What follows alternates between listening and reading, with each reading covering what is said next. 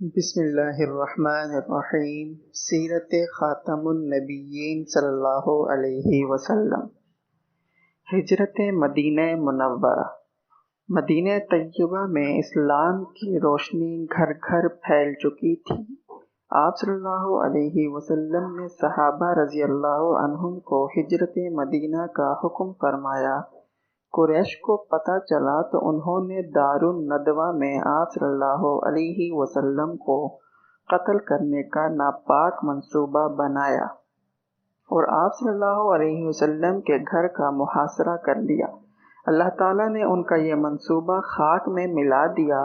آپ صلی اللہ علیہ وسلم کو ہجرت کا حکم ہوا۔ آپ صلی اللہ علیہ وسلم کافروں کے گھیرے سے اطمینان کے ساتھ نکلے۔ سیدنا حضرت ابوبکر رضی اللہ تعالی عنہ کے گھر پہنچے، ان کو ساتھ لے کر غار ثور تشریف لے گئے۔ یہاں 3 دن قیام رہا، پھر ہجرت فرمائی اور مدینہ طیبہ کی نواحی بستی قباء پہنچے۔